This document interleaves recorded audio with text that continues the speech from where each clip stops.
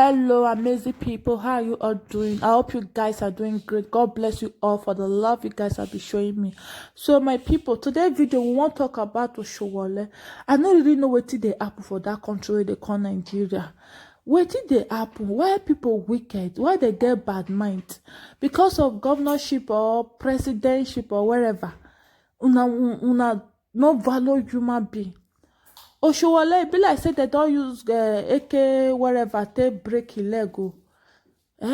My people, I don't understand though. I don't understand the way Nigeria take day now. I dey talk am say make they sell that country so that they should give me my own share. Make I sell am, make I use my own best suya so that I go flex am that week or that day.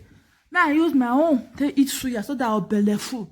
Because Nigeria, I so much time God say, a lot of people not dey that country again. Because Nigeria not be place and I don't wish to even enter again.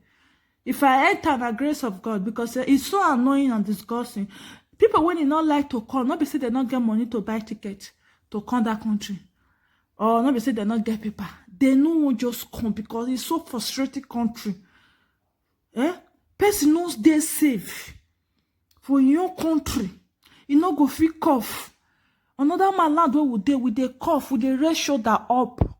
We dey do pass ourselves like say in our own country. Like say if we do our country, we go able to do one thing.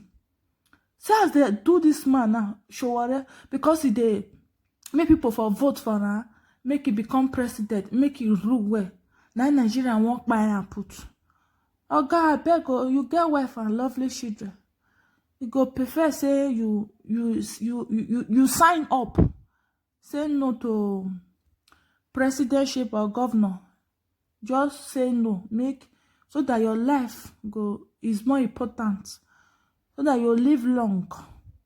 Because that country, it be like they shit for inside church. They can't use Bible clean yash. It be like country where they don't swear RIP for. Now only God, if God like, he go answer that country. God, I beg, what a country. They go fit do undo. They go able to finish that half community if they get chance. That so-called president and governor and so all those useless and barbaric leaders who will get for that country. If they have chance, they will delete all citizens. So that only them will enjoy the money, them and their so-called children, their wives. What did they really happen? What did they happen for that country? Because of governorship, una bullet somebody for one for a leg, give them bad digestion so that he could buy. Oshowole, if you know say you're not strong, spiritual and physical, just sign up. Let them chop their president or wherever their governor. Maybe they do and now God go pay them for their evil. What they do?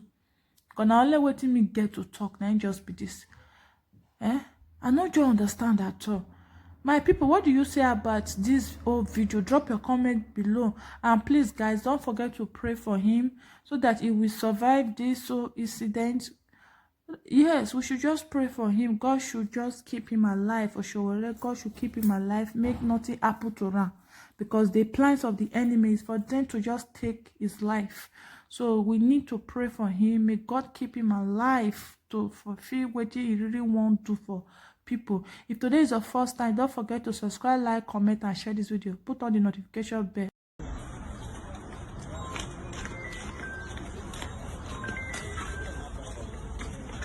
These people go yeah.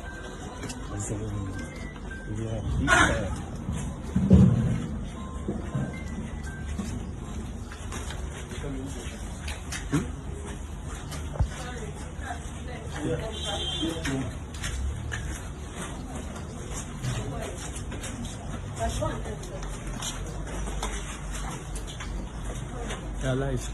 No, nobody said.